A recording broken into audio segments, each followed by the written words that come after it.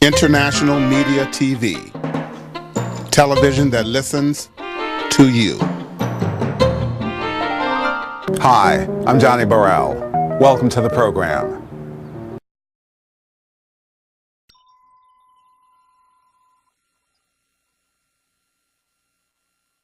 Our next speaker will deliver a presentation on a new and important piece of research about the larger benefits of climate change. Here to present is Patty Harris, CEO of Bloomberg Philanthropies. In her role as CEO, Patty works across 5 key programs: arts, education, environment, government innovation, and public health, to help ensure better, longer life for the greatest number of people. Previously, Patty served as the first deputy mayor of the city of New York during the Bloomberg administration. She is the first woman in New York City history to have served in this role, which is the city's highest appointed position. She will be joined on the stage by Mayor of Paris, Ms. Anne Hidalgo, who needs, of course, no introduction other than to say welcome back to the program. So I'm honored to call to the stage Patty Harris and Mayor Anne Hidalgo. Bienvenidas.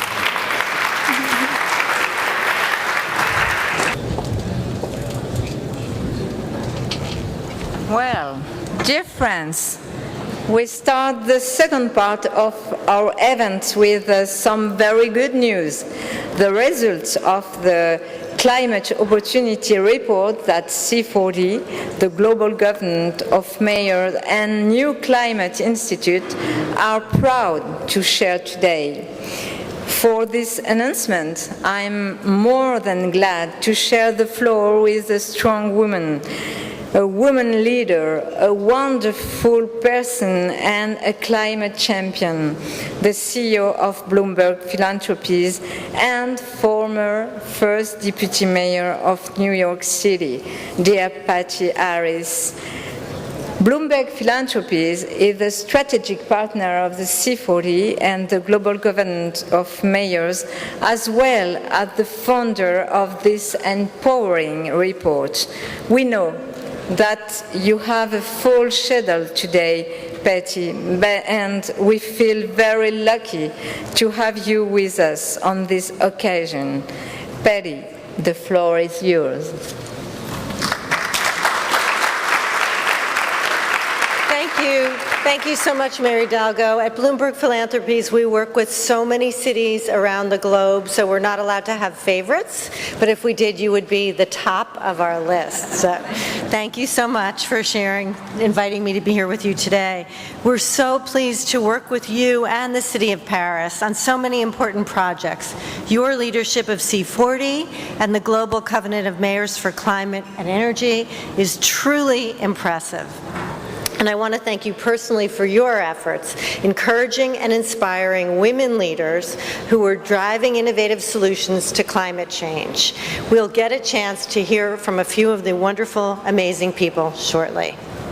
I also want to thank Mayor London Breed for hosting Cities for Climate in this beautiful City Hall, and for her leadership in tackling climate change through action right here in San Francisco.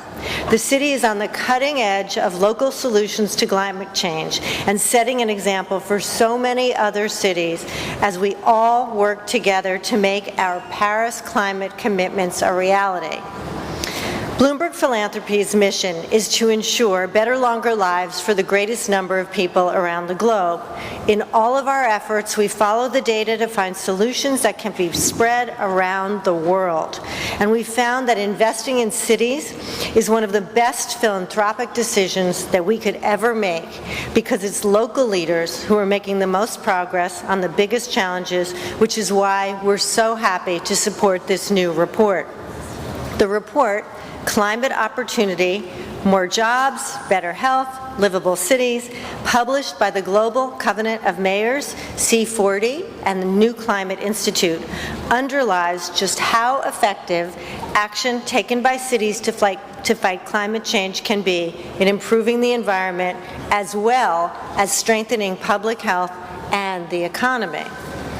It shows that upgrading the energy efficiency of homes, creating smarter transportation systems, and using renewable energy for heating and cooling, lives will be saved, jobs will be created, and the quality of life will be improved for millions. The new research also highlights the power of these policies to make a particularly strong impact, improving the lives of cities' most vulnerable residents. We're truly proud to be part of this work. Through my experience in New York City Hall during the Bloomberg administration, and now working with hundreds of cities around the world, I've seen time and time again how local governments can make a real difference. And this report shows just how they can create an even bigger impact for their communities by focusing on simple but powerful solutions in climate change. Just take one example: cleaner bus systems.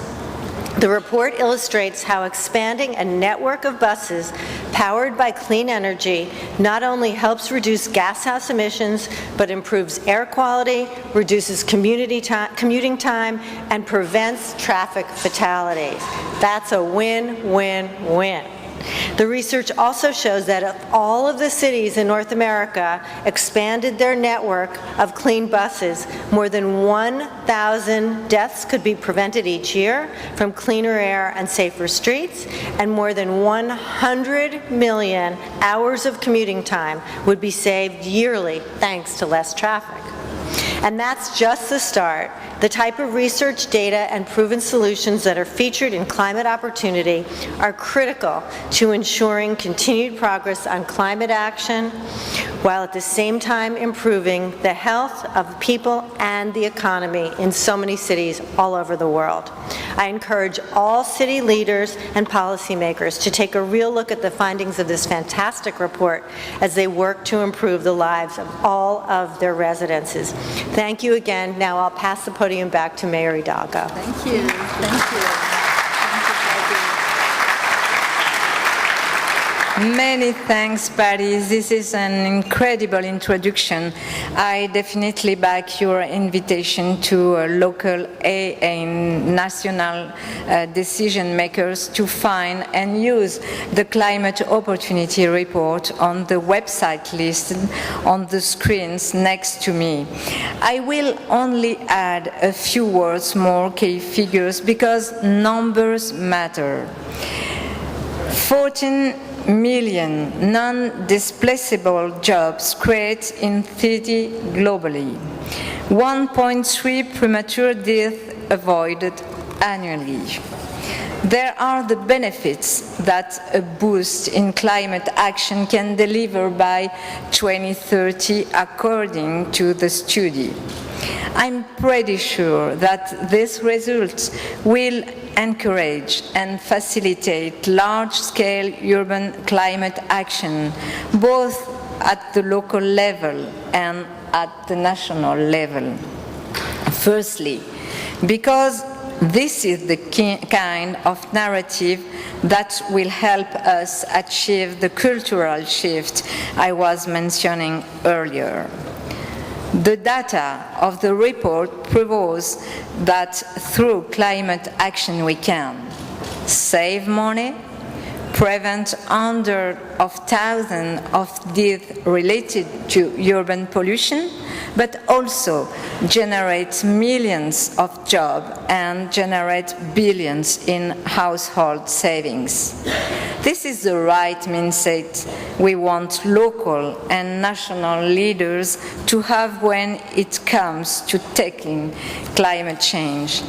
Because the only thing that is preventing our societies to thrive is the lack of action, business as usual, and a fossil fuel-based industry will look us in 4 generations to come.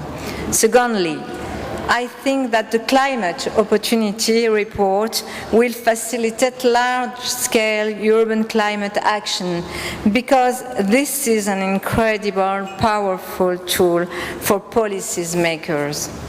And as an elected leader and my fellow mayors think we'll agree, we know how hard it can be to gain our stakeholders' support and to convince that acting on climate is a top priority. Let's pick the example of air pollution, which is one of my personal battles in the city of Paris. Air pollution affects the health of us all and causes almost 4.5 million premature deaths a year and afflicts many more, particularly children.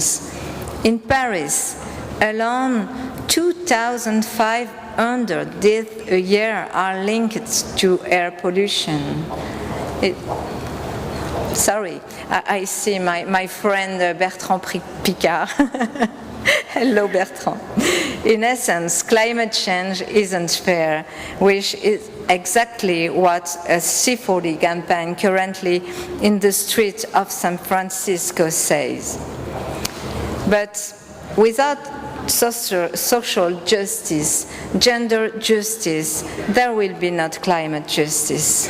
Climate opportunity will help us make our case stronger because it will help us to say things differently and to highlight the positive outcomes that bold climate action can deliver.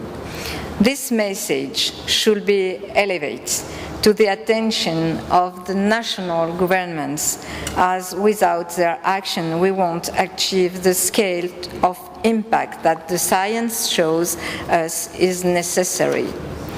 Thank you again to Patty Harris and Bloomberg Philanthropies for your unwavering support for city-led climate action.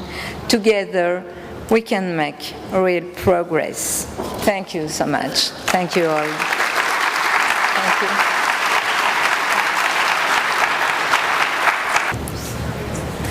Thank you, Patty Harris and Mayor Hidalgo. And it's very fitting that we just heard from two amazing and powerful women. And we'll now move into our next panel, Women for Climate, which aims to showcase how women leadership is critical in accelerating bold climate action. We know that empowered and educated women equal stronger and healthier communities.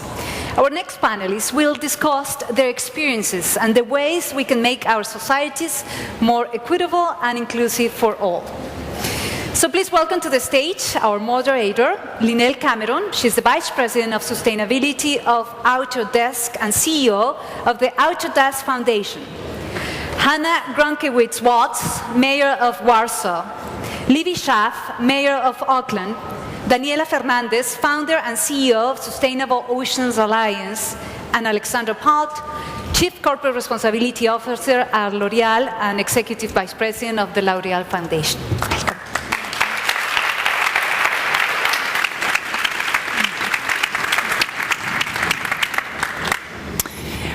It is a true honor to moderate this panel of visionary leaders who are accelerating climate action, and frankly, to have this panel follow a whole host of visionary leaders, starting with Mayor Breed, Mayor Hidalgo, Christiana Figueres, Debbie Rafael, the list goes on and on.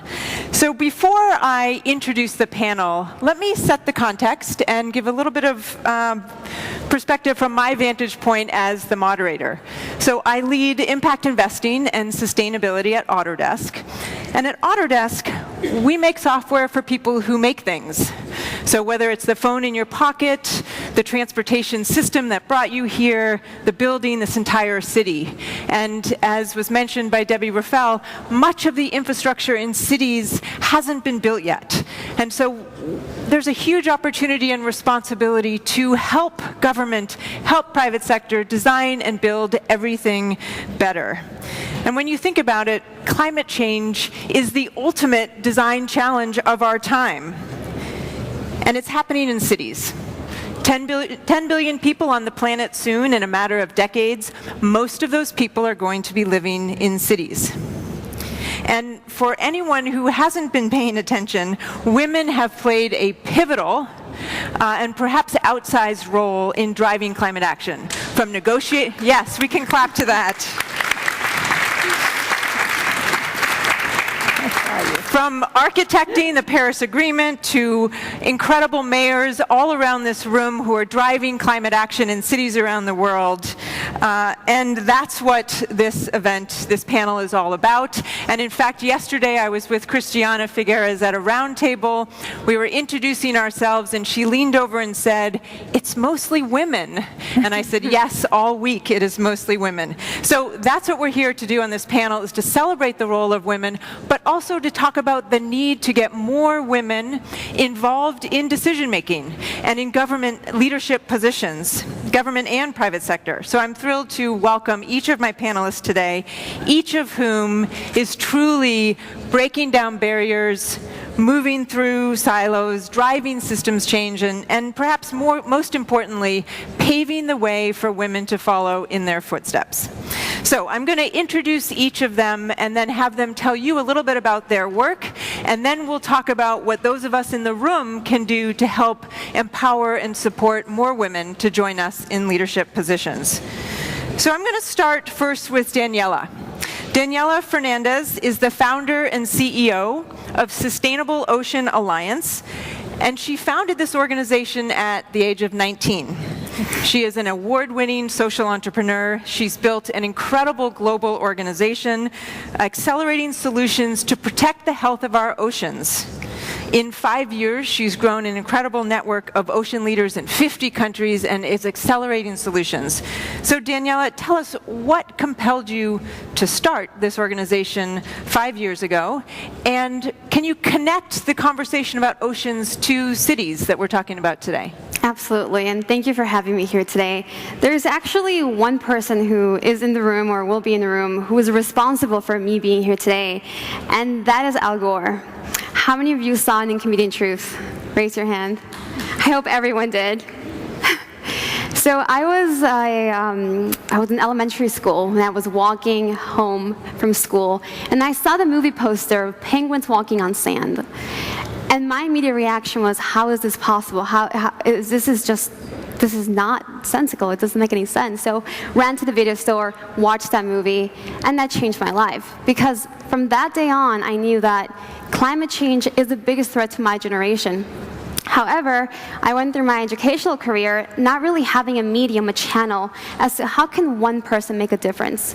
How can, a 12-year-old at the time, do something to help protect the health of our environment? And so, because the platform did not exist, I built it myself. And my freshman year of college, I was invited to a meeting at the UN where I learned about the health of the ocean and what was happening to it.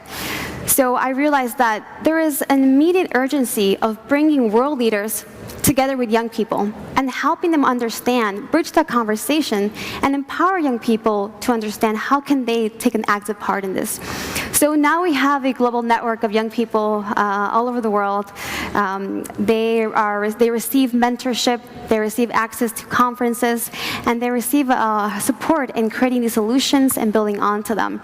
So for us, the connection with cities is the UN forecasts that by 2050, 70% of the population will be living in coastal cities. And our approach is, why not activate young people in every single coastal city all over the world? Our goal is by 2020 to make sure that they're aware, they're activated, they're empowered, and they're mentored to do something and take ownership of this climate problem themselves. Instead of saying, it's the corporations, it's the governments. Let's make them understand it's on us, and it's time to act as now. Fantastic. Thank you. It's great to have you here. Alexandra Palt is the Chief Corporate Responsibility Officer at L'Oreal. She's also the Executive Vice President of the L'Oreal Foundation. Alexandra has a background as a human rights lawyer in both the corporate and the nonprofit sector, and she's been in her role at L'Oreal now since 2012. And L'Oreal is a company that touches the lives of millions of people, most of whom are women. She's also the founding partner of the C40 Cities Women for Climate initiative, which she'll tell us about, and an outspoken leader really rallying women to use their creativity and resources in leadership positions. So tell us a little bit about your role at L'Oreal, what inspired you, and really the role of the corporate sector in accelerating the change that we need to see in cities and bringing more women into the process. Well, thank you very much for this introduction. Good afternoon, and thank you for having me. I think what is very important, I would like to speak a little bit about the Women for Climate initiative with C40. So the idea is that the climate crisis is a leadership crisis too, and a leadership challenge. There is not any one company, any one government, any one initiative that can solve this on its own. So we have to cooperate and to work together. And our aim has to be not just to reduce our environmental footprint, but to generate a new generation of environmental leaders. And that's the idea of the Women for Climate initiative. With mayors around the world selecting young women like you to make great initiatives, that can be companies, social entrepreneurship, NGOs that mitigate or adapt to climate change, and on the other side we put mentors. Because mentorship, I think a lot of us have experienced how mentorship helps you in your career, in accelerating, in gaining time in all these obstacles that are in front of you. So it's about giving mentorship to these young women who want to play an important role in fighting or adapting climate change. And that's the C40 Women for Climate program. What a role corporates have to play, honestly, I still and more often hear in the moment, people ask, do you think corporations have a role to play, and why L'Oreal is so committed? And honestly, I think we have to change the question. The question has to be to anyone who is not committed. How can you be not committed in this period of time? How can still anyone hesitate to commit, not just in the sense of general interest, in our own interest of survival, and of course, if there is no planet anymore, there is no business anymore. So I think this is really important to be very clear that the question shouldn't be anymore, why do we commit or why do we engage? Just ask a question if somebody is not doing so. Great. No planet, no business. And for those who want to get involved in the mentorship program, we're always looking for new mentors and want to mentor people in the communities. Mayor Schaaf, Libby Schaaf, is the mayor of Oakland. She is also a lawyer. That's a theme on this panel. Mayor Schaaf has been in public service leadership positions for many, many years. Mayor of Oakland since 2015, and her approach has really been to revitalize Oakland in a way that preserves diversity and builds prosperity for all. And in a very short period of time, she has an incredible track record of innovation. Innovation in affordable housing, transportation that connects safe streets and safe neighborhoods, setting ambitious goals to triple the number of graduates from Oakland schools by 2025. Hopefully she'll talk about that. True innovation and systems change from within. So what inspired you to pursue a leadership career driving change from within?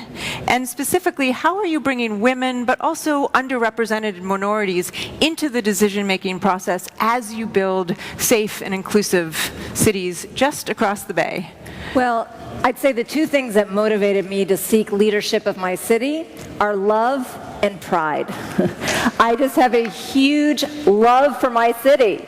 And I grew up being so proud that Oakland was the most diverse city in the country.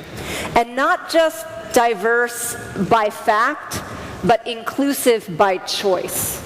That Oakland, with its progressive values, and not to say that we're perfect, we have a lot of work to do, but it is something that defines us as a community, the fact that we welcome all cultures. And I certainly have had the opportunity to be tested on that theory, even by our president. But I'm very clear that we welcome people, no matter where you come from or how you got here. And then, you know, as far as kind of stepping into the mayor's role, and since we're talking about women, I'll just go there, because I think it's our obligation as women in power to also be truthful about the barriers we've faced. Mm-hmm. And when I first sought elected office, I got a huge amount of guilt tripping because I had young children. Mm-hmm. And people told me that I needed to wait, that I would regret and feel guilty about taking on this position while my children were so young. And women can make two choices when they're faced with that type of criticism. They can let it kind of shrink them, or they can get pissed off and do it anyway.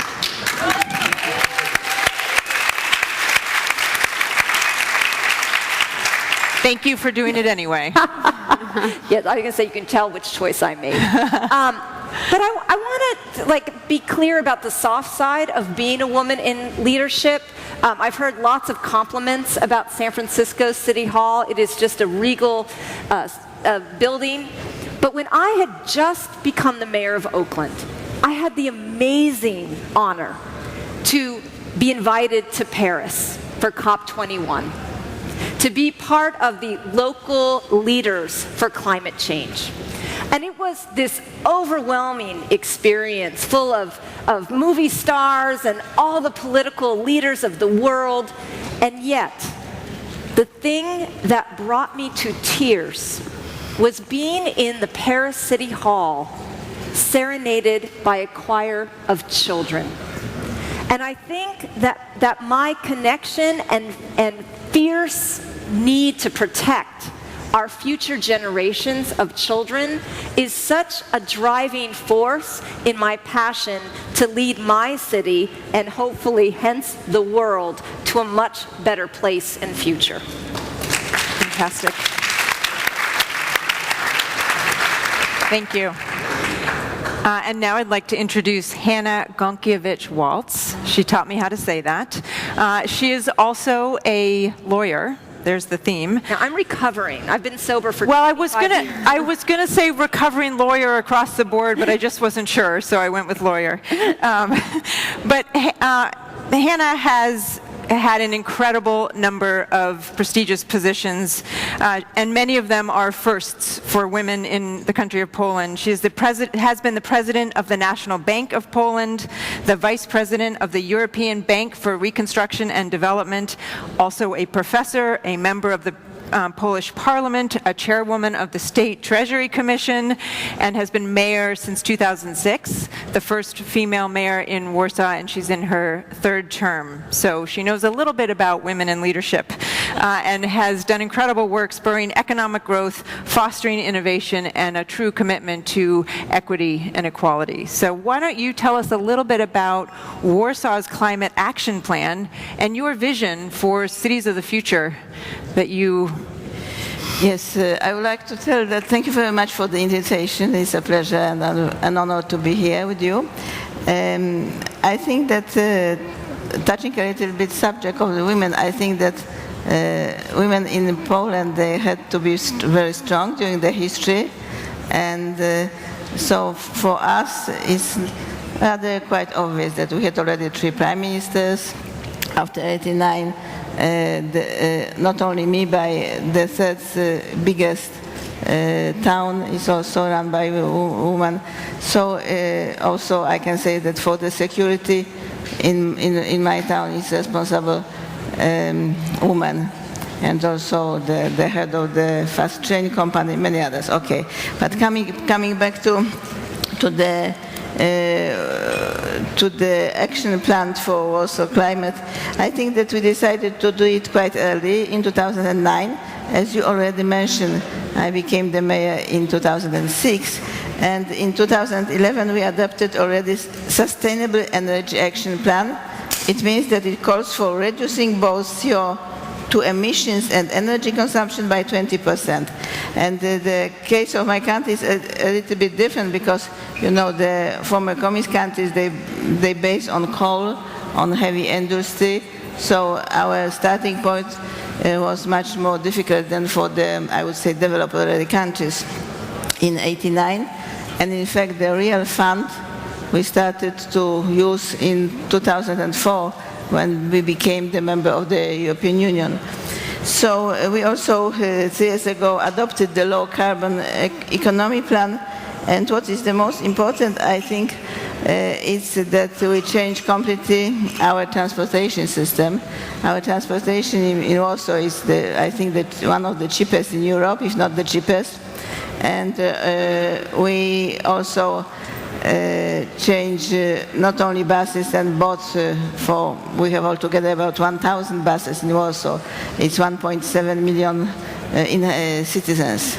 And but we also change our tramways, and we are constructing now the subway, which is very important if you take the pollution, of course, because it's electric mean of public transportation. So this was the key issue.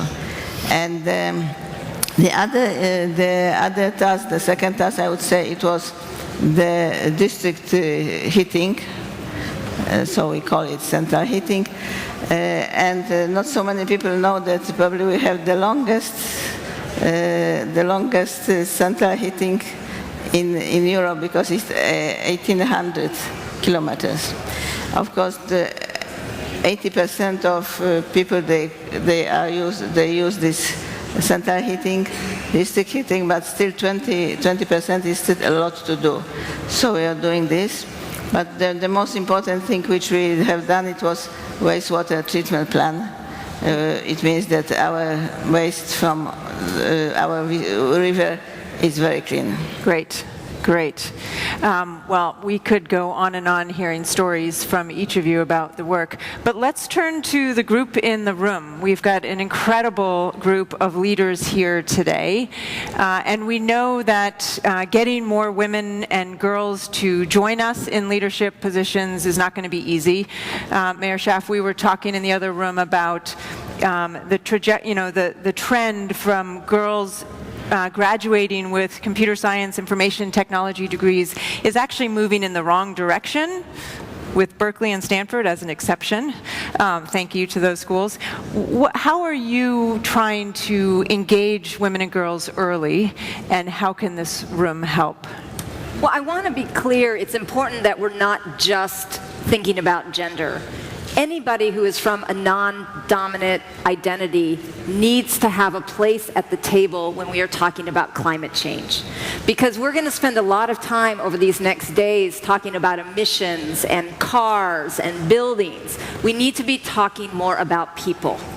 And we know that when it comes to climate change, the people who are impacted the first and worst are our most vulnerable communities. And so we need more representatives from those communities leading this movement. And we have to start early. And besides, young people often have some of the best ideas, like you. In Oakland, we're doing a variety of things. The Oakland Promise is a very ambitious cradle-to-career initiative to try and get more of the diverse students that are in Oakland and surrounded by some of the best high-tech innovations, academic institutions like Berkeley and Stanford.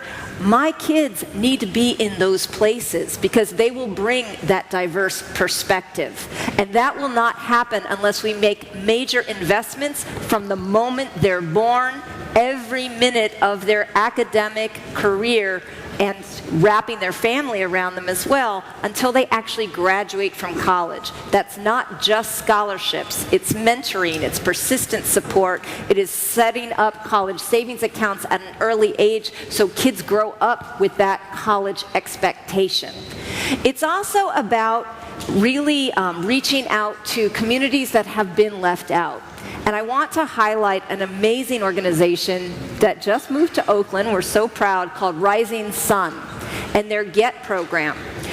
They actually work not only with high school students, but also with our formerly incarcerated individuals who are coming back into our cities. They have led 3 all-female classes of formerly incarcerated women and trained them in the new green economy, as well as how to do energy audits in the communities they came from, so that not only do we reduce emissions, but we save our most struggling families higher energy costs.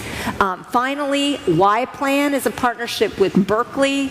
They are empowering young people, like high school students, to actually participate in real city planning projects. We've had several high school classes working on our area-specific town plan for the Oakland downtown. They come up with things like, we need to have basketball hoops. You know, we are the home of the Golden State Warriors. We need to have basketball hoops above our garbage cans if we want more kids to throw away trash. I would never have thought of that. So these are just ways we've got to not just think about women, but all underrepresented people, and we've got to start young. Great, thank you. I'd like to add to that, Yeah, if that's okay. please. I think that in addition to everything you mentioned, access is key. A lot of folks in this room today have been talking about the importance of doing this for the next generation. But my challenge to every mayor in this room is include the next generation in the conversation. Do you have a youth council in your city? Are you giving them access to convenings like these? Are you listening to them? I think many times we talk about this is for the sake of the next generation, but where are they in the room? I would honestly challenge you to think through that and think about doing an advisory board of young people. For example, in our accelerator program, we have young entrepreneurs creating solutions for the ocean using blockchain, IoT, AR, all these technologies that nonprofits and governments aren't familiar with. But young people, because of their value system, because they believe in transparency, because they believe in accountability, they know how to act, and they know the urgency of the situation.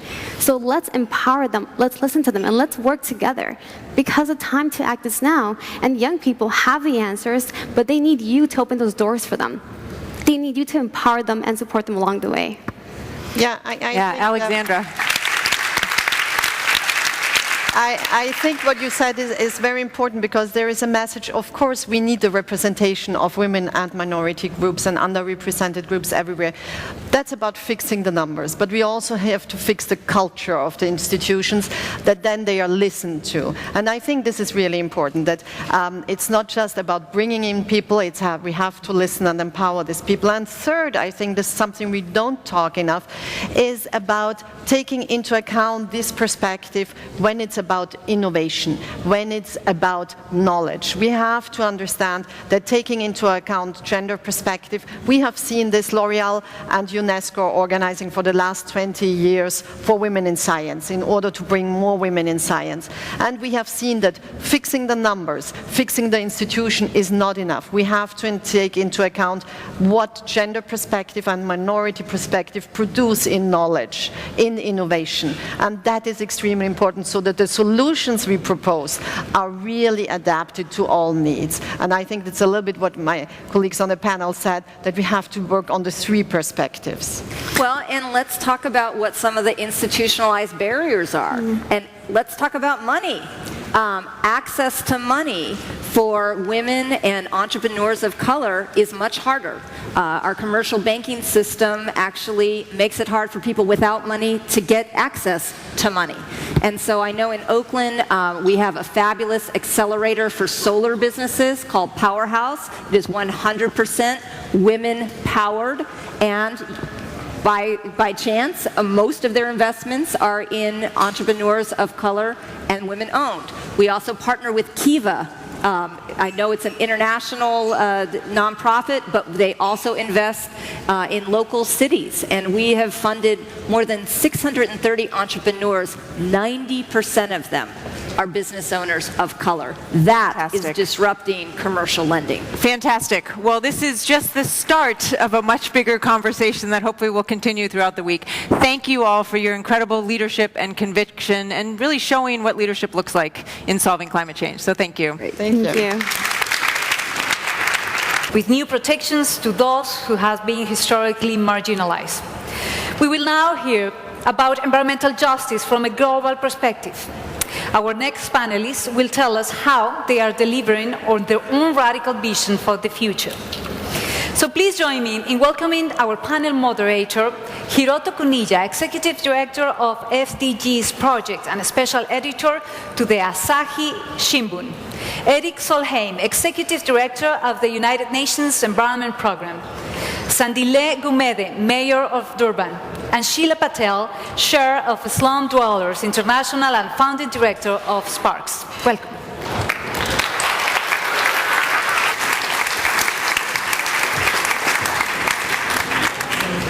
Okay. Good afternoon, everyone. I come from Japan, We were just hit by a very strong typhoon, and it makes me realize how unprepared and how vulnerable we are to the impact of climate change. The previous panels have told us that the impact of climate change isn't shared equally, that the most disadvantaged are hit the hardest. And also, what is particular about the climate change problem is that those who least contribute as the problem of climate change are the most affected. This panel is going to look at the environmental justice from the global south perspective. And first of all, I'd like to start out by asking the mayor of Durban from South Africa, Mayor Gumete. What is happening in your country, and you come from a port city, Durban? What is the most serious impact you are feeling as the effect of climate change? Firstly, coming from the port city, we are faced with the sea rises, and also I don't want to forget that we are coming from apartheid, both politically and economically. We are dealing with the pride from meaningful participation in the economic political direction of our country. So in order to achieve that, we managed to adopt radical economic transformation policy as South Africans, so as to move towards economic freedom in our time. This simply means that in issues of environment, we must share with the issues of economy. Our communities, because they are coming from oppression, you must balance the two. You must make sure that you create jobs and also you empower them in the issue of environment. Mm-hmm. Do you think that Durban has made some very considerable development? Do you think the climate change effects could sort of withdraw the development achievements you have achieved?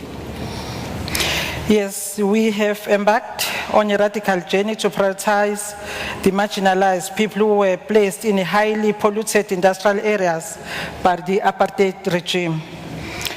Hence, we are greening those places in Durban, and also we have been recognized internationally by doing so. Mm-hmm. It's not an easy task because a poor person, all what he needs is job and also a house. Mm-hmm. And as a mayor, you must balance that to make sure that you move forward.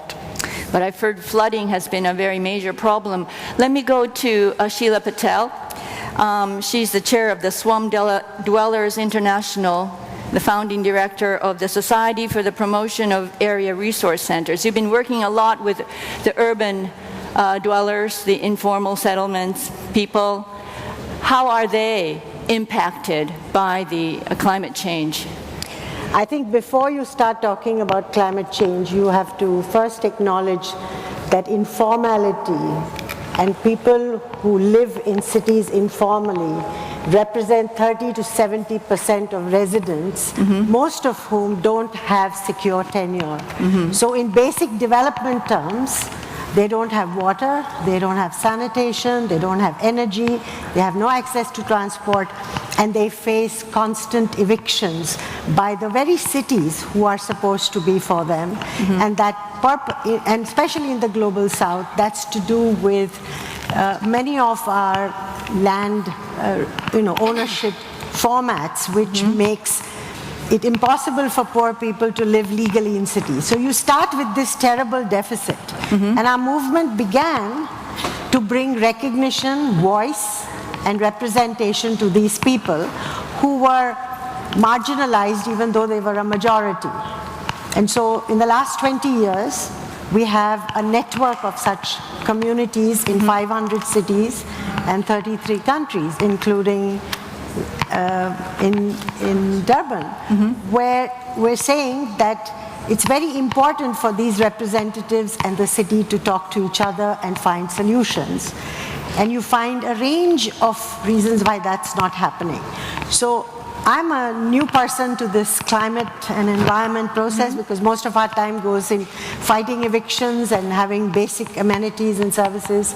And I'm delighted to hear from all the speakers today that there is no fight between development and climate. And that basic equity and justice for everybody is important. And I think we need more mayors from the South to talk about the real challenges they face in providing things for the urban poor. Because the laws often require a fight where there should be collaboration.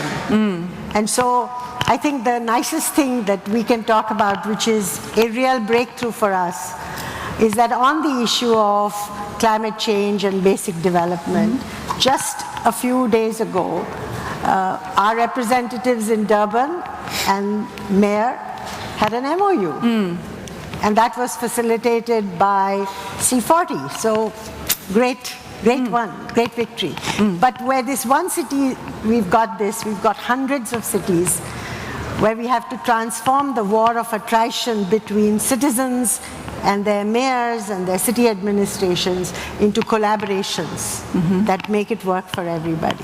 And we still have a long way to go. I think the demise of the most disadvantaged people in the global south are not heard as much as it should be heard. And Mr. Eric Solheim is the executive director of the UN Environmental Protection. From your perspective, how do you see the overall situation of environmental justice in the global south? First of all, I think it's working. Yeah. First of all, I think it's important that we don't make these too complicated. I mean, environment justice is a fundamental human rights. The Human Rights Declaration of the United Nations starts with the right to life. And there can be no right to life without clean drinking water, without healthy food, and for sure without stopping global pollution. Pollution is now the biggest killer of humans, much bigger than any other source of death on the planet. So, of course, it's an enormous human rights violation that we allow pollution to continue. The good news, which is exactly in line with what we heard here, is that we can find policies now which are triple wins. Very good for the economy, very good for social and health benefits of people, and very good for the environment. Maybe in the past, in the early phases of industrial revolution, there was a choice to be made between economic uplifting and protecting Mother Earth, but it's gone. Just one example, I mean, if we move from coal-based energy into solar energy, many more jobs.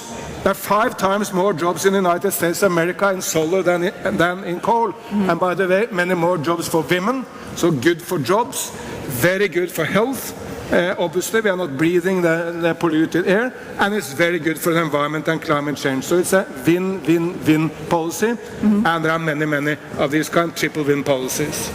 But I think the difficulty and the complexity of the problem is that there is strong need for growth, strong need for employment, but at the same time, is that going to be compatible with climate change mitigation and adaptation?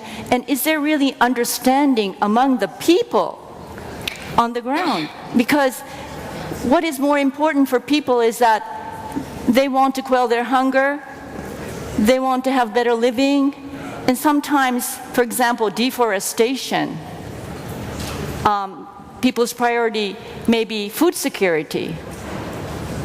Okay, you want to have? Yeah, let's admit that in the early phase of the Industrial Revolution, when it happened first in the United Kingdom, then in Europe, United States, then later in Japan and in China, it may have been right that there was a choice between protecting the planet and economic growth and development. But that's gone.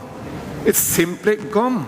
Last year we got more electricity in the world from solar alone than from oil and gas and coal and nuclear combined. So there is no longer any such choice to be made, moving into electric mobility, into better waste management, to all these desires of people, create jobs, uplift the economy, better for the health and better for the environment. So let's forget that old-fashioned debate that either you grow or you take care of the planet. We do both. Mayor Gumeta, how do you educate the people? That's why on my side C40 is paramount important, because organizations like C40, I should think they must have more business people to assist, because education is very much important. If we don't educate our communities, it can be very much, it can be a problem. So technically, I should think our communities are geared to learn as to what environment is, and it's working within my city. Right now we're having a very good program which is called Sihlanzimvelo, where it's the issue of education of the side of the community, and also it's job creation, and also it is sustainable, because those are the things that in our society we must do for our communities to understand what are we talking about. Sheila, women are very much affected, probably most affected in the urban settlements that you deal with. I think, there have been many inspiring things that people on the panels have said before, and in the panel before ours there was this thing that you just don't talk about women, you talk about a range of representations that address the voices of the voiceless. And I think creating conditions by which they have a right to make representation, to be able to say what their aspirations are, to feel included, is more important, because it's the diversity that is missing today in our discussion. And what you said was very true about the past and the present. But if you look at our politicians, you look at our bureaucrats, you look at our educational system, we are still stuck in the 19th century paradigm of this versus that, of the way in which cities are planned, of what makes economic sense, and the deep obsession due to the global economic order of attracting foreign direct investment, which has a whole lot of things which are again outdated in terms of what they should be. So it's a question of how that whole paradigm moves, because you can't have just one set of people having one paradigm and the others having another. It's I think what these kind of networks have to do is to inspire people to consider the change and not to see risk related to that it's a celebration, that it gets more and more possibilities. And that's the whole idea of having the global and the local meet each other, because the local is diverse. The languages, the customs, the culture, everything is very diverse. So how do you take this terrific global concept, accommodated within those situations, is really all our challenges, from global to local. In fact, I just want to touch on the issue of impact of urbanization in climate change. That's why for us as a city it was important that we sign an MOU with Shared Dwellers Association. It forms part of education in our communities, because people are coming from all over to our city as job seekers, and that's where we are faced with challenges. So instead of us fighting with them, we had to sign an MOU after a long engagement and everything, so that they can understand, and also the society in Durban can understand to overcome the challenges that we have. You're absolutely right. We still have a lot of people are stuck in the idea of the past, that either you develop or you take care of the environment. But if people tell you this fake news, I will propose a one-word answer. And that one-word answer is Singapore.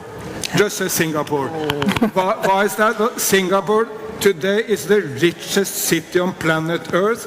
They have the longest life expectancy of any nation on the planet. And if you look to the combination of affluence and life expectancy, they are well ahead of Japan, well ahead of Norway, well ahead of any other place. It's the most successful from the point of view of development of any city in the world. But added, it's a very green city. How did that happen? Well, the founding father of Singapore, Lee Kuan Yew, from the very early days said, I'm absolutely committed to develop and bringing everyone out of poverty. And remind yourself, it was an extremely poor city in the 1950s and 1960s. He was dedicated to development. But from the very early days, he was also an environmentalist. He said, it's not in the Human Rights Declaration of the UN that you have the right to go into the city center of Singapore with a car with just one passenger yourself.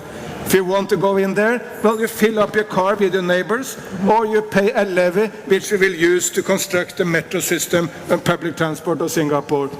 And from the very early days, he said, environment is so important as we need to clean up the harbor and the Singapore River, and he moved industry away from that. So today it's the most affluent city on the planet, and at the same time green. But this was ingrained from the very beginning.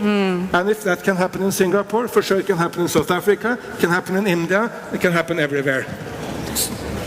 I want to put in a big word of caution there. Okay.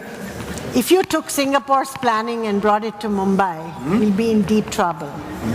So the important thing is that you appreciate and celebrate the concepts, but you have to localize what works in other places. And the crisis of lots of metropolitan and emerging metropolises in Asia and Africa is that conflict, climate change, and just urbanization as a whole are bringing more people into the city than is envisaged. And in that situation of transition, there has to be very many new innovative planning systems that you have to put into place. Global. So I'm just saying, because we have lots of people who want to make Mumbai into Shanghai. Take the Shanghai model, take the Singapore model, take this. But the question is, how do you make it in a way that takes the situation which is there today locally and does the transition?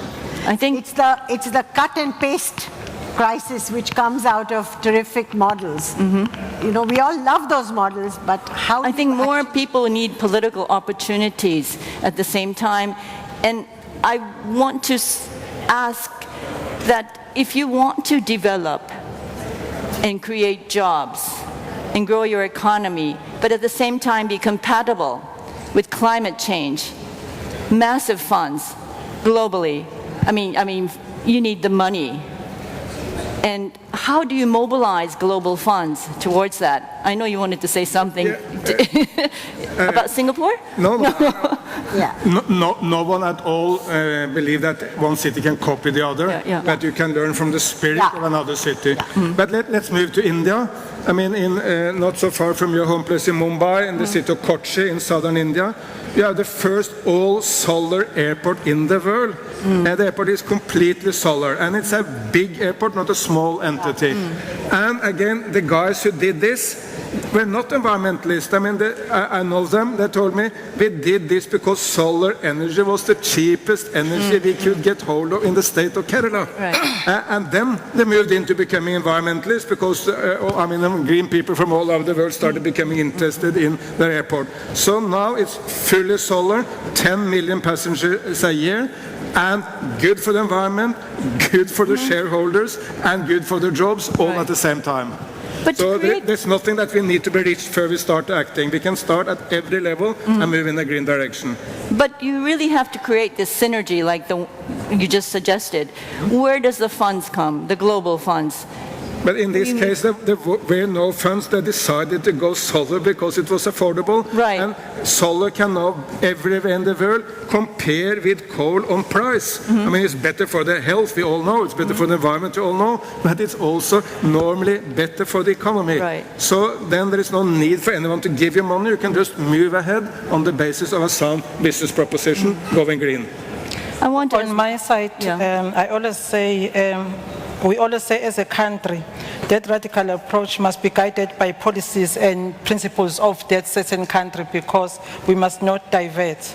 And also in my country of South Africa, we always oppose any economic activities that will reverse the gains of our Paris Agreement.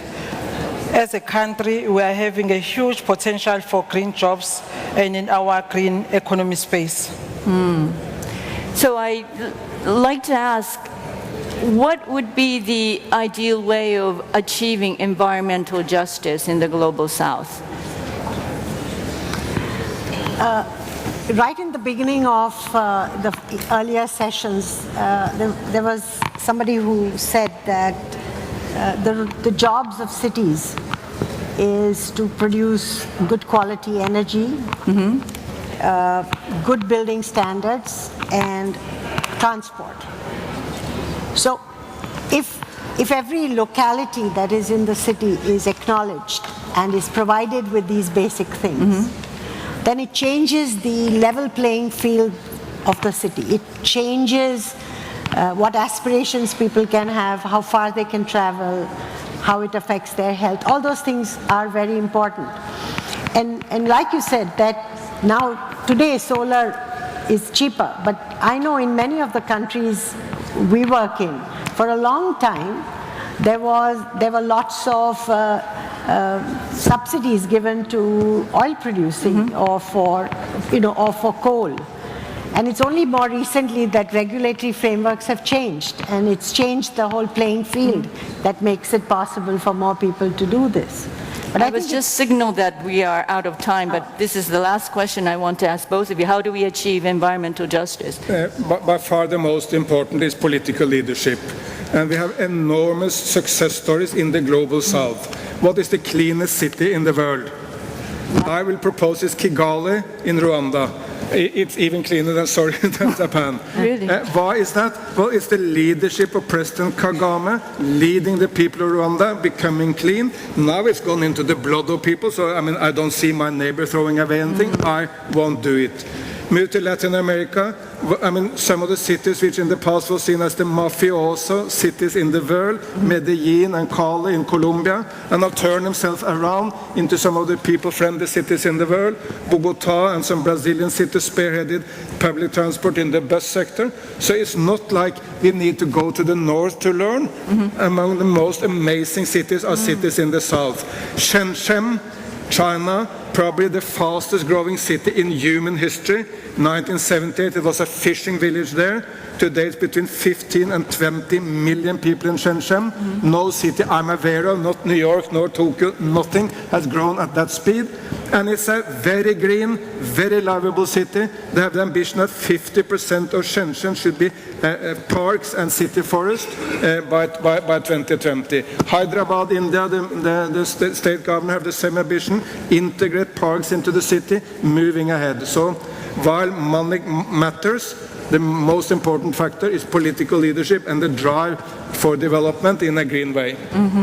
Mayor Gumete, do you want to have the last word? On my side, I just want to say climate change is really a game changer. And I want to challenge women mayors that we need to champion climate change programs and also let us be the voices for change. Education is paramount important. And with those few words, Durban, South Africa in 2030 will be the most livable city. Right now we have received accolades because we are working very hard as a woman mayor and my team. So it's no longer a choice between development and climate change. I hope we can see many good development models coming out of the Global South, and that we can ameliorate environmental justice all over the world. So we're out of time. Thank you so much. Thank you very much. Ladies and gentlemen, Vice President Al Gore.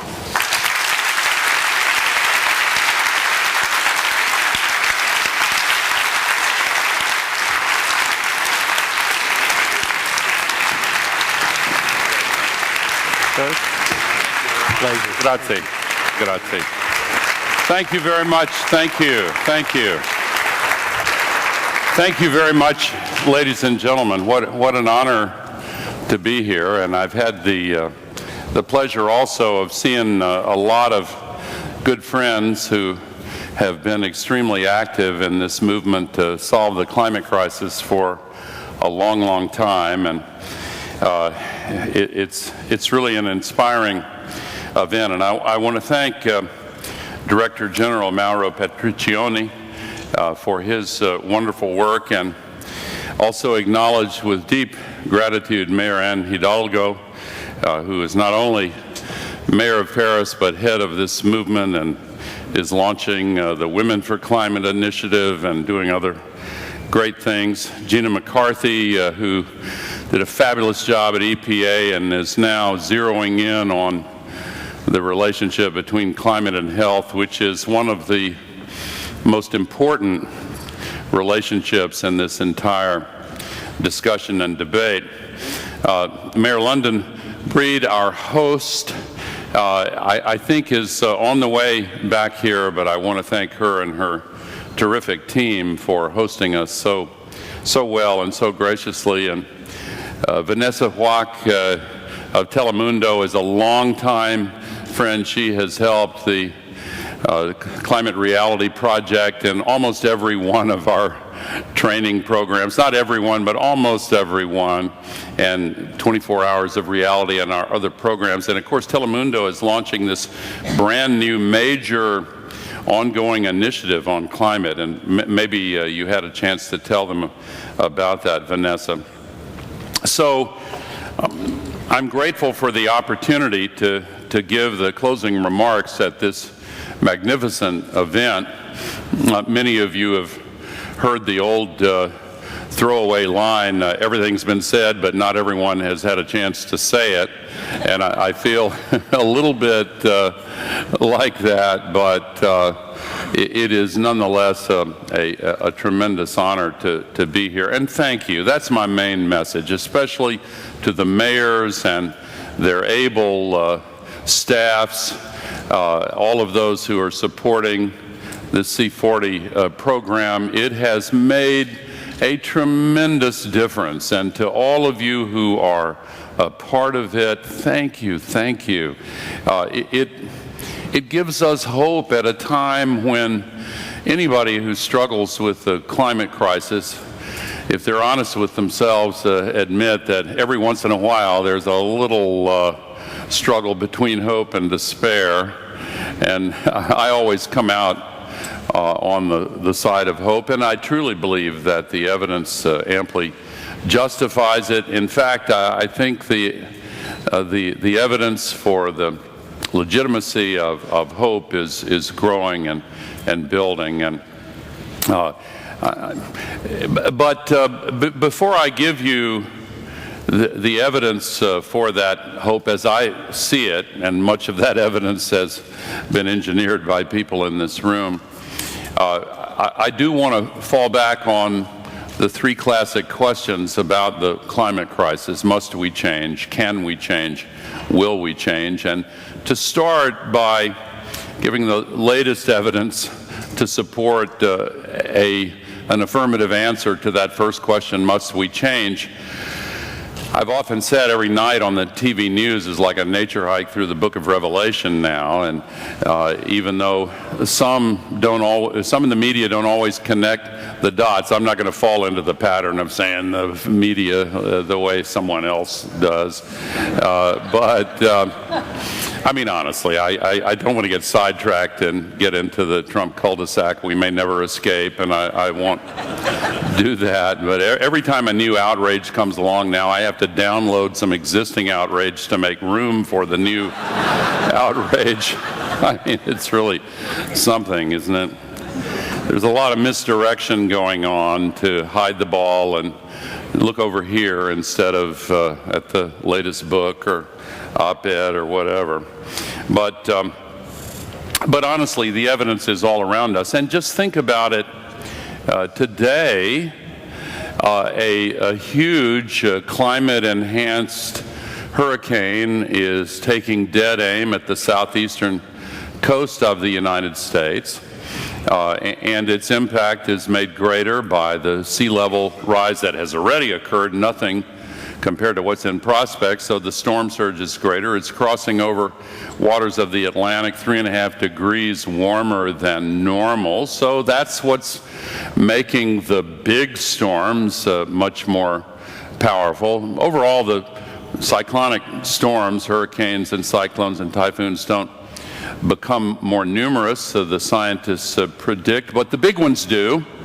And the intensification of these hurricanes, they go from tropical storms now very quickly to category 3, 4, 5. And today is maybe the first time in history that we have a giant cyclonic storm making landfall in the next 3 days, both in the Atlantic and the Pacific. And actually, Super Typhoon Mangkhut is even larger than Hurricane Florence and is barreling toward the southeastern coast of China. Hong Kong is in the sights in the bullseye of the current track there, and the same thing. It crosses over the warmer water and it gets stronger, and the moisture coming off the oceans. Of course, we have a 5% increase in average humidity worldwide just in the last 30 years, which is a huge number. So we get these enormous rain bombs, as the scientists call them now. And some of the cities here have experienced this. I live in Nashville, where we had a rain bomb a few years ago. Thousands of my neighbors lost their homes and businesses, and none had flood insurance because it had never ever flooded in living memory in the areas affected.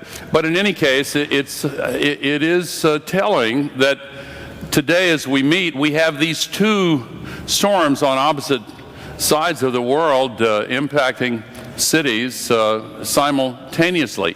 And a tropical storm Olivia is aiming toward Hawaii, another one. And we're less than a month past the all-time record fire here in California, the Mendocino Complex fire, also had tragic, and every year the records are broken now. And there was a fire tornado in that complex, 300 meters across at the base. I had a training with the Climate Reality Project in Los Angeles just 2 weeks ago, and the head of CAL FIRE, the state's leading firefighter, and one of the leaders of the Australian firefighters, and the woman who's the fire chief in Big Sur were describing how these fires have completely changed in the last few years. That fire tornado had temperatures of 1,400 degrees and wind speeds that are comparable to the ones in Hurricane Florence and Super Typhoon Mangkhut. So the evidence that we must change is so palpable, so visceral, so obvious to most of us. And I think even those who feel an allegiance to political parties and groups and ideologies that tell them the badge of membership keeps them from acknowledging this, they're beginning to find their own ways of saying, yeah, this is pretty strange what's happening. Maybe we need to take stock. And of course, cities know that we have to change, because cities are always on the front lines, and ever more so, of course, throughout human history. No more than 15% of humanity lived in cities, and now it's well over 50%, on the way to 70%. Cities are where it's happening. Cities are where the solutions are being found. Cities, for reasons that I'm not sure I fully understand, but many of you may understand them, are becoming much more responsive to the demands for change and much more creative in finding policy solutions. So thank you for that as well. And cities, of course, account for more than 70% of the greenhouse gas emissions, so the solutions that cities arrive at have leverage over the global response. So, by the way, this Florence hurricane is reminiscent of the one just 1 year ago that hit Houston, Texas, dropping 5 feet of rain. Our friends from Canada here, I was visiting with my friend Gregor Robertson, others, and this is really unusual. What happened with Hurricane Harvey is happening now with Hurricane Florence. Not only is it stronger with much more rain, moisture contained and a larger storm surge, but it's being held in place. And I mentioned Canada because the largest waterfalls in North America are Niagara Falls. If you can picture it, think of the full flow of Niagara Falls for 500 days. That's how much water was dumped in Texas and Louisiana during 5 days. In some areas, it was a once in 500,000 year event. Why? Well, the scientists have long been, some of them have been predicting it, and now the consensus is emerging that we're messing with the wind currents, the jet streams. The whole climate system is, in the words of a scientist 30 years ago, a giant engine for redistributing heat from the equator to the poles. And the patterns that emerged after the last ice age ended established the predictable and stable, varying but within limits, the pattern of ocean currents and wind currents. Now the Gulf Stream is slowing down, and that could have consequences. But I want to focus on the jet stream, the Northern Hemisphere jet stream that comes across North America. And usually it moves these storms and other weather systems across the continent and out to the east and north. But now that pattern is defined in part by the ratio of temperature at the equator and the poles, particularly the North Pole for our hemisphere. But because the ice is melting at the North Pole, this is the 3rd year in a row when the North Pole started melting in the middle of the cold polar winter night. No sunlight. And the polar vortex at the North Pole broke in half. Anyway, the ice is melting, revealing the dark ocean and the dark land in the areas surrounding the Arctic Ocean, and so much more of the sunlight is absorbed. That's why the temperatures are increasing 2 to 4 times more quickly at the North Pole than in the tropics. So all these patterns are under pressure to change. The redistribution of heat to the pole isn't following the same pattern. So back to the jet stream. Excuse the geekiness of this. I just got to get this out here.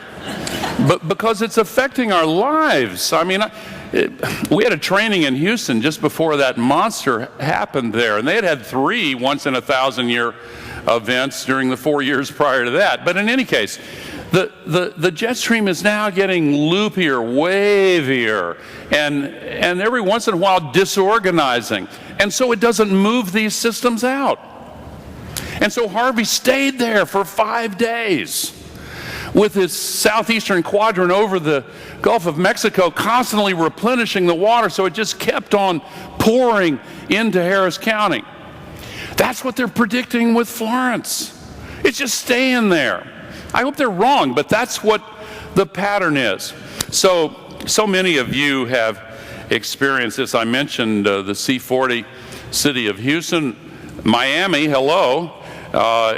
Same kind of thing, and enhanced by the sea level rise there. I saw fish from the ocean swimming in the streets on a sunny day. When you see an octopus in a parking garage, you think, I mean, maybe you've seen some of those pictures. It's crazy what's happening. And of course, Tokyo was just hit, just barely spared a direct hit by Typhoon Shanshan. And last week, the Osaka airport was completely shut down. 6,000 people stranded for a day and a half. They had to be rescued by boat. I mean, again, you can go around the world and just pick out the C40 cities. Cape Town almost ran out of water last year because the same heat that's supercharging the water cycle and causing these rain bombs is pulling it out of the soil and creating the conditions for fires, and 129 million trees dead here in California, aka kindling, and more lightning strikes. The White House and the majority in the Congress is an immense source of hope.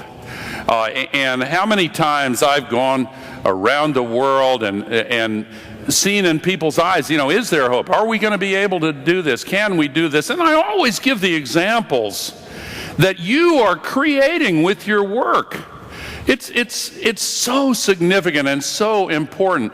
And why wouldn't you? Your cities are on the line, and you have such talent in your cities and such enthusiasm on the part of people who say, look, I can do this, we can do that, here's another idea. And you're responding and you're giving them the opportunity to demonstrate firsthand how delivering on climate promises is directly in line with many other priorities of an urban agenda. Harry Truman, the former president of the U.S., of course, once said, he said, I spend 95% of my time trying to convince people what they damn well ought to be doing in their own self-interest anyway. And I know that that's what being mayor sometimes feels like, but you're succeeding in getting people to build these coalitions and delivering on policies that improve public health and create jobs. What's the fastest growing job in the United States, by the way? According to the Bureau of Labor Statistics, fastest growing job is solar installer, growing 9 times faster than the average job growth.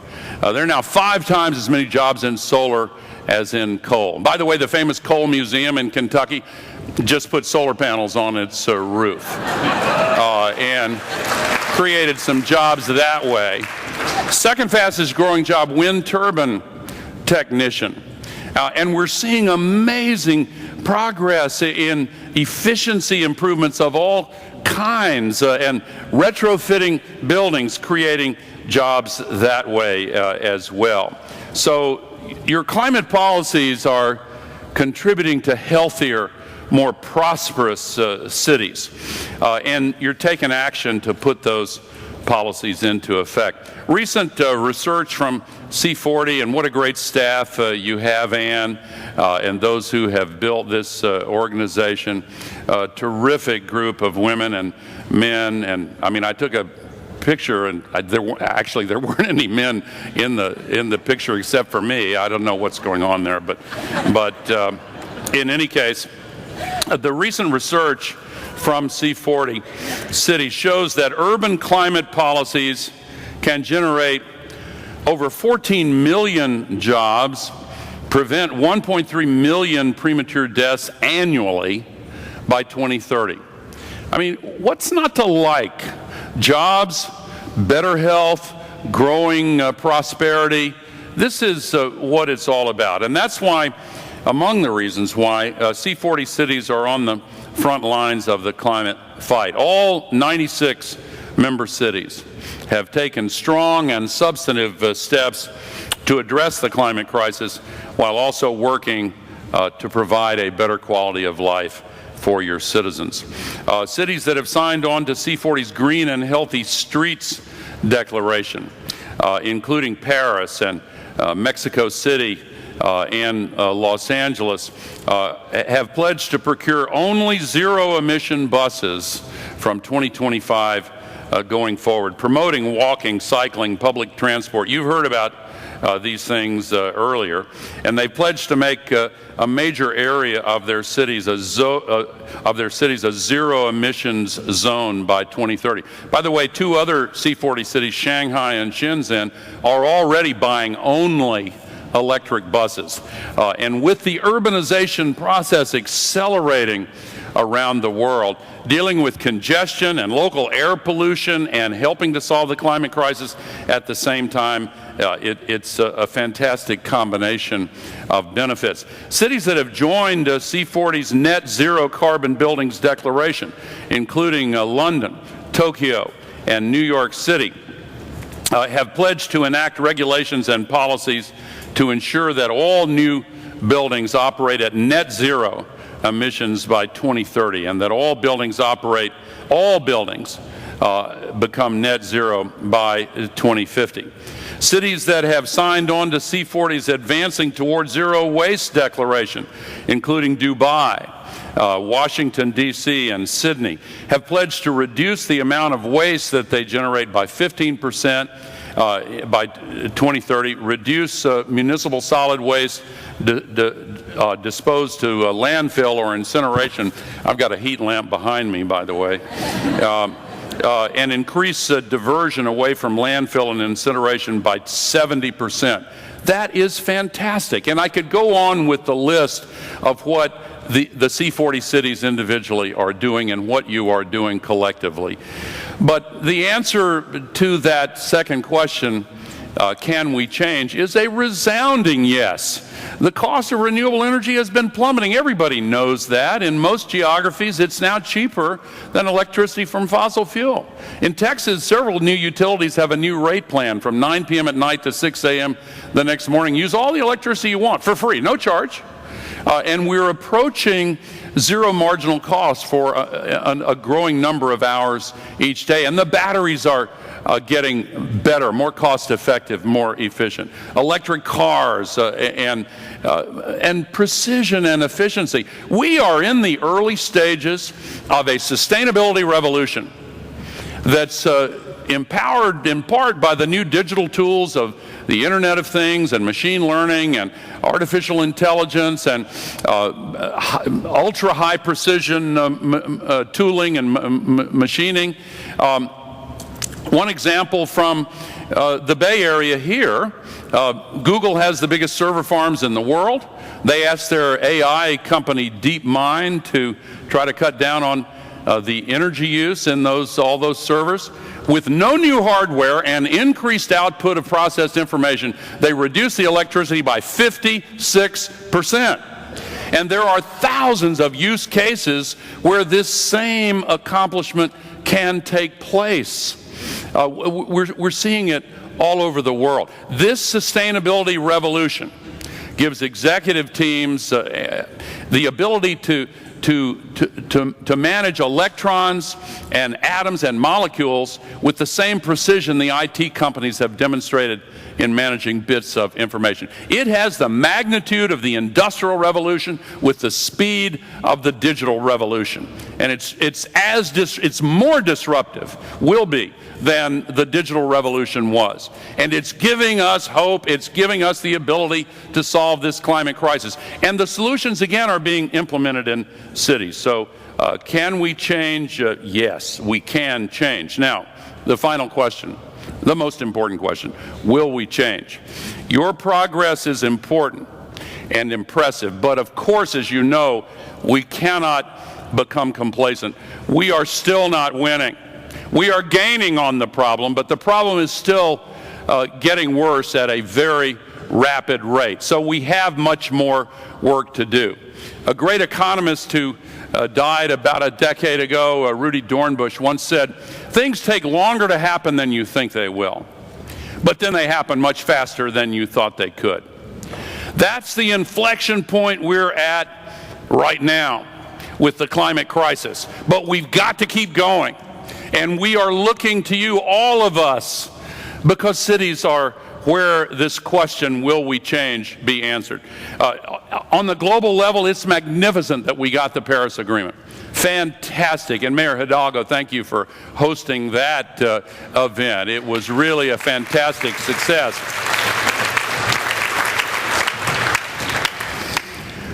193 of the 195 nations signed that agreement. Then Syria and Nicaragua joined, and all 195 nations in the world became legally committed to go to net zero greenhouse pollution by mid-century. And I know what you're thinking. Yes, Donald Trump made a speech.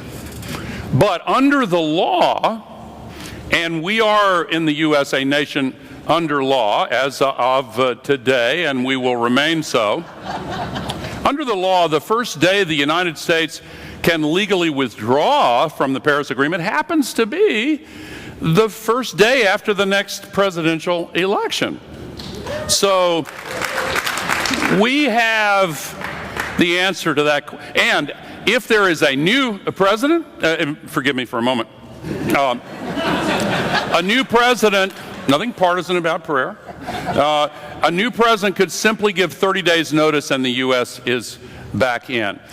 And the U.S. is on track to meet our commitments anyway. China and India are on track to way overachieve their commitments. And we're coming up on the first 5-year review period where the advances in technology and the sustainability revolution makes it much easier for cities, for nations, for regional governments to show greater ambition and increase their commitments. This is one of the key features of the Paris Agreement. It starts at a level that's not nearly sufficient to meet what the laws of physics require, but it has a built-in escalator of ambition, and cities are showing the way for how we can get there. It was a monumental step forward, but only more aggressive, more ambitious, and faster action from cities and all levels of government will take this collective action to the level of efficacy and success that we must achieve. So in closing, let me go back to where I began and say thank you. And I mean it from the bottom of my heart. I'm serious. I wish you could feel the emotion that I have in my heart when I tell people about all the hope that's being generated by the C40 cities. The world is looking to you. The world is building expectations for more. You know that, and you are meeting those expectations. So yes, some people say, they doubt that we have the requisite political will to succeed. Don't let them say that. Remind them that political will is itself a renewable resource. Thank you, C40, and thank you for having me here. Thank you. Thank you very much.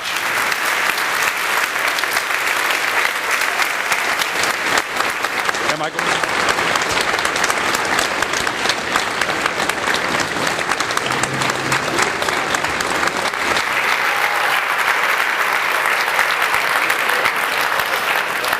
Thank you so much, former Vice President Al Gore, for being an inspiration for me and for everyone in this room.